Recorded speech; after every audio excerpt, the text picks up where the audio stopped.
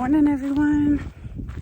It is July 7th, and we're just gonna do a quick garden tour. I waited a little bit too long to come out here, but it's super sunny, so I'm gonna be a little squinty. But I just wanted to show you kind of what's going on. I've talked a little bit about the pests that we've been dealing with and some of the plants, but today I'm gonna give you the full tour so you can see kind of what's shaking and where we're at, where we're doing well and maybe not so much. So let's start on the outside on the border beds and we'll work our way in.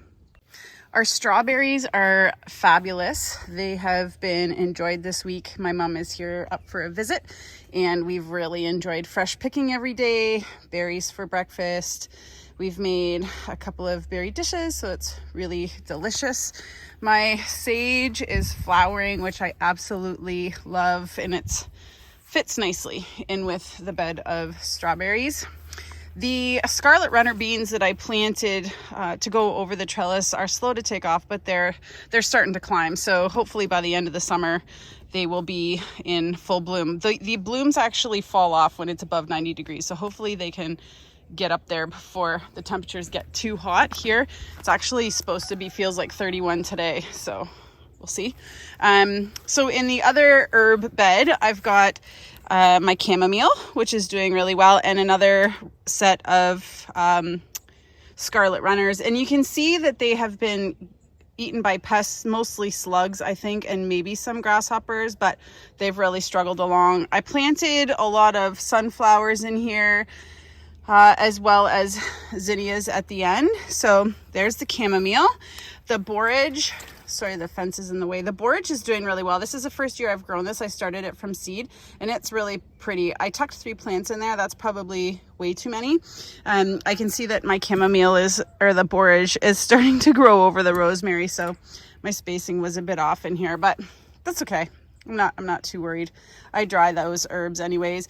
Here's some cilantro that is starting to bolt. Again, it doesn't like the heat, so we've made a couple of dishes out of it, mostly potato salad, which has been delicious. Sunflowers I have such a weakness for and have a hard time culling. More borage. It's also really good for pollinators, so I've really enjoyed that. My thyme is flowering here. More, look at all this cilantro that's self-seeded from last year. And this is what happens when I say bolt, it starts to go to seed. But this material, this is all still good down here. This is my dill that I didn't thin. So it's coming in nice and thick. Maybe we'll get some black swallowtails on that. Not sure what that is. Thought it might be dill, but it's not. I'll tell you. Oh, that smells like mint or something. I don't know what that is. And thyme. That's a really strange smell. I'll have to figure it out. And then a little sunflower that snuck in there. So that's the front herb beds, herb and strawberry beds. It's just a hodgepodge of kind of whatever. The dogs are not allowed in here now from now on because of the peas and beans. They help themselves. This is a volunteer sunflower that's doing really well. The garlic. So in our garlic bed, we have the first leaf on some of the plants has started to die, and usually before you harvest garlic, you want 3. One of the updates in the garden is that we finally got the irrigation set up. So all the irrigation is functioning and we water every 2 to 3 days if we haven't had rain, but we had a really good rain event a couple of days ago. So the soil is still really nice and moist in here. And I do mulch with hay, composted hay and straw. And so we find that we don't have to water as much. The cabbages are starting to give her. I made this mistake last year and I'm not going to make it again the next time I grow cabbages. I planted them too densely. So I planted them 3 across, and actually I should do a formation of 5. So 4 corners in a center. But some of them, the cabbages are really heading up. Like this one is really nice. And this was an early variety. That's one other thing I did incorrectly was I just put them in willy-nilly. So some of them, actually that might work out because I can harvest this and then it'll give these two space to head up. But the red cabbages are just kind of starting to form a head. One of the problems that I have in the cabbage beds is earwigs. And so you can see here some of the plant materials being eaten, and that is from earwigs, which are super gross. I have a visitor here right now. My mom's visiting, so she's gonna make a cameo. She's been helping me in the garden with picking and weeding, and she's been on strawberry patrol and what is it? Snow pea patrol and irrigation. Oh yeah, Mom was a key player in the irrigation install. On the back fence, anywhere there's a spare spot, I like to throw seeds in. So I have some snow peas in and my extra borage and what is it? Chamomile plants in. Rhubarb is still jamming. We made a nice rhubarb berry, rhubarb peach and strawberry crumble the other day. It was delicious. My lettuce, I've harvested a ton off those. They're still going, but they're good to be done. Tomatoes I showed you mostly the other day, but some of these are quite tall. They're almost up to my hip. And so that's largely because we do prune and stake them. So they tend to grow mostly straight up. So that's why they look so darn tall. But we have a lot of fruit set, which is nice. Looking forward to the tomato season and the canning season. Mostly we do eat a lot fresh, but I do like to can the tomatoes. My beans are rocking. These beans on this side, these are the beautiful purple potted beans that I like to grow. And on the other side, those are the Cherokee Trail of Tears that I got this year from Seed Savers Exchange. So I'm really excited to grow those. They were a lot slower to germinate and take off, but they're starting to climb now. So that's great. My basil, you can see here, got nailed by slugs, but it's starting to take off now, and it's a good companion plant for tomatoes. So I usually plant my basil with my tomatoes, and I don't eat a lot of it early season, but at the end of the season I make a whole bunch of pesto and freeze it. So I'm not too worried about it being too small right now. So there's how high up the trellis the purple potted beans are. Another sunflower in the pathway that I didn't have the heart to get rid of. Still battling the striped cucumber beetle. Oh, this is fun. Here is some aphids and a colony of ants tending to the aphids. That's really neat. Leave those all alone. I planted my 3 leftover cucumber plants that were really sorry looking where my spinach was, and whatever, like if they die, they die.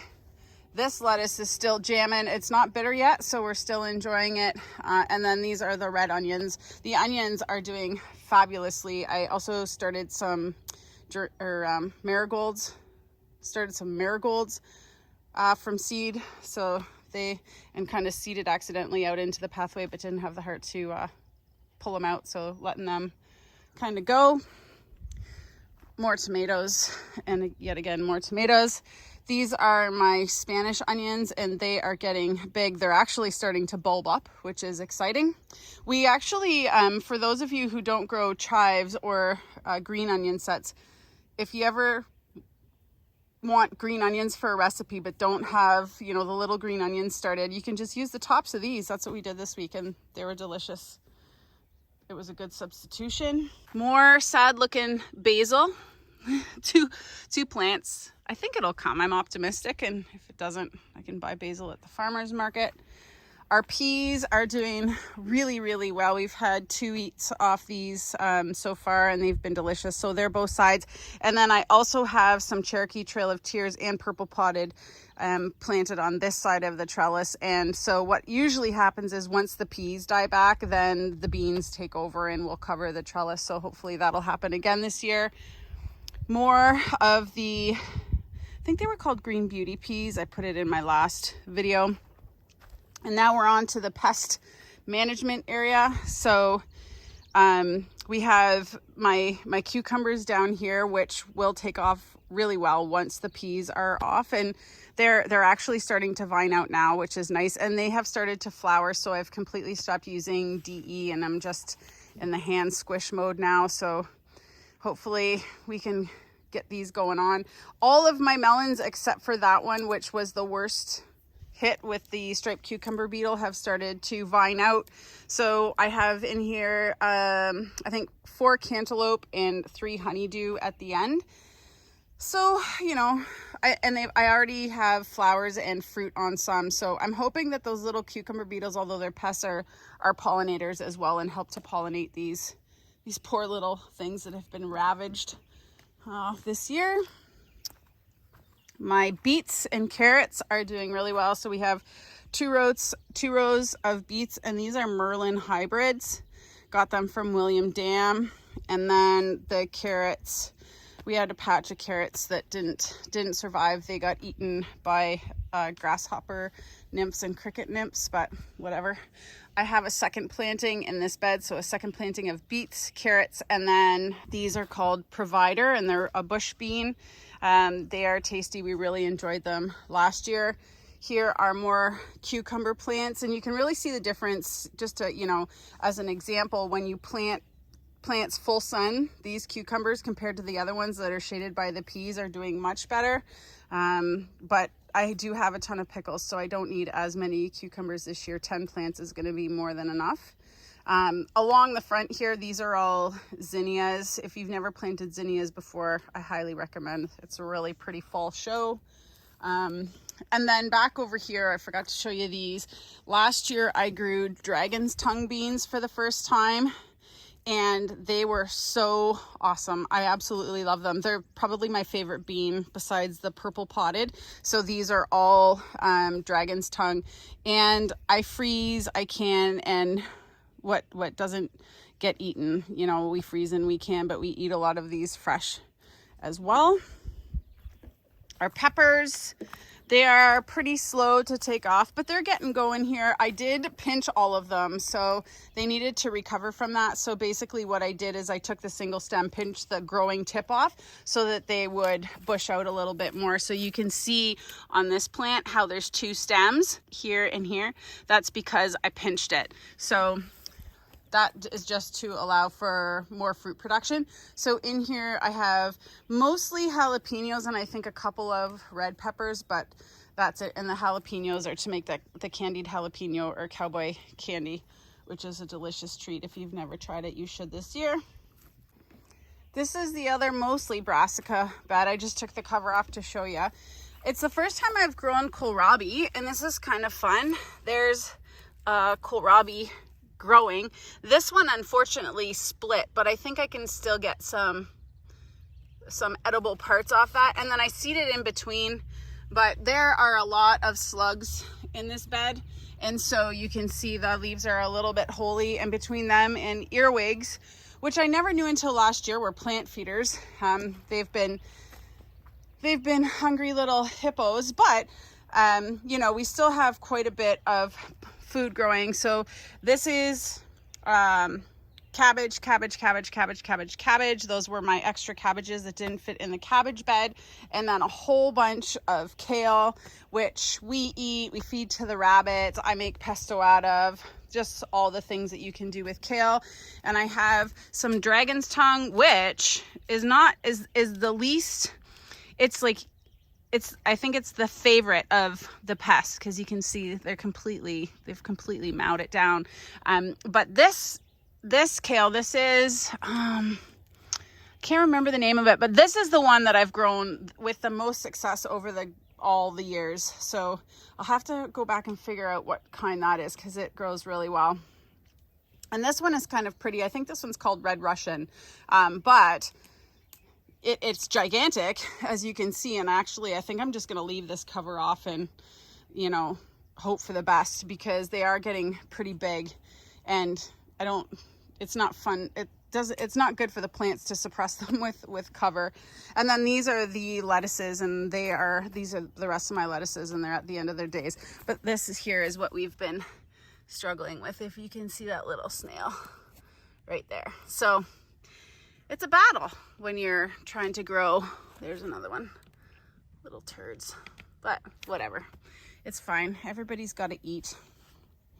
There's a little tomato seedling popping up. I haven't really weeded these beds. Haven't really needed to be honest. Here are my Luffa plants. They're kind of sad. They're taking a bit to take off, but hopefully they'll get going here now that I have the cover off and start to flower up.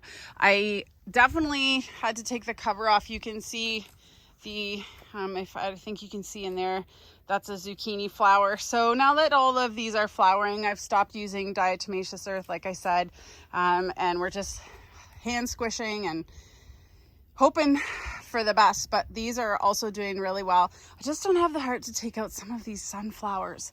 So I think I'm just going to make it an experiment to see how the plants do, how these do kind of growing together with the sunflowers. They are going to cast quite a bit of shade. What I might do is come through and take off some of the lower leaves of the sunflowers so some more of the sun can peek through. But really the only ones that are going to be as impacted are the zucchini. So this mound and the back mound there. Yeah, we'll see.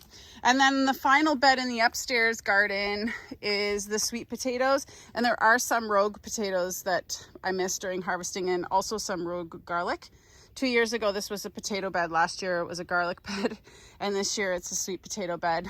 And for the most part, the sweet potatoes are starting to vine, which is nice to see. This is the smallest one.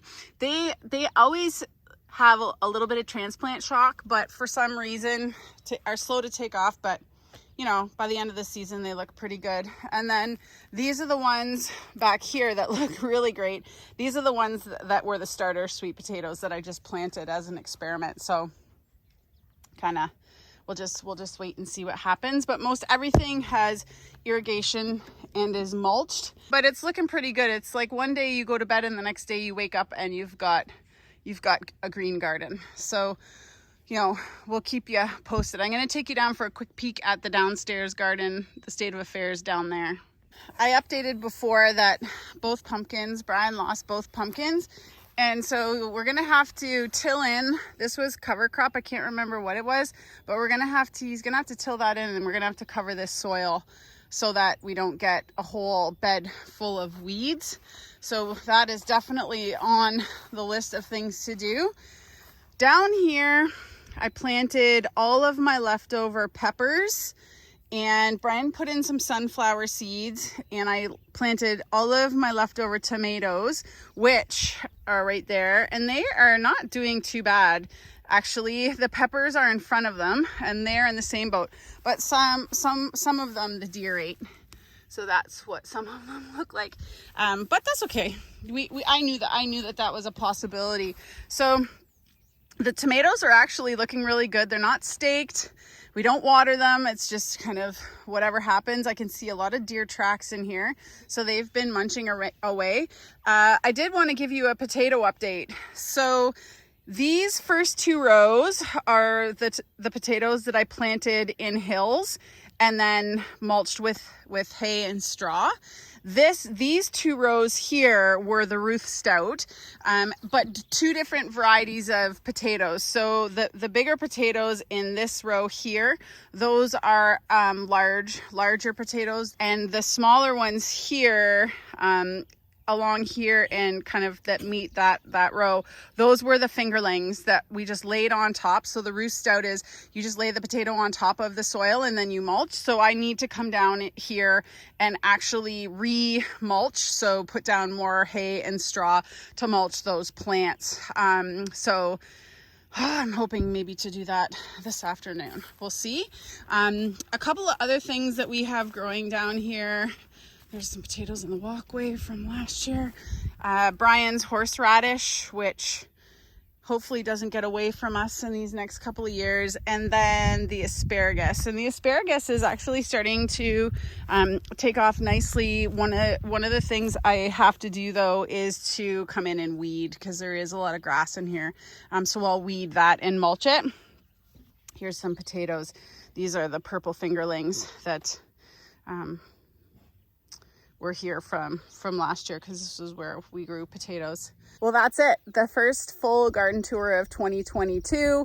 We have had some challenges as far as pests are concerned, but we also have been busy with other projects, so not as able to spend as much time in the garden, but it's still pretty awesome when you look at all of the work that's gone in thus far, that we are starting to get food. We've been eating lettuce regularly for about a month now. We've started to harvest snow peas and rhubarb and strawberries. So it's been really great so far, and the best is yet to come.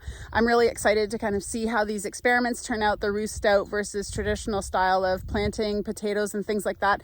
It's just fun to watch and to see what happens, you know, watering versus not, etc. So I hope you're all having a really great growing season. You have a great day. Thanks for watching. We'll see you next time.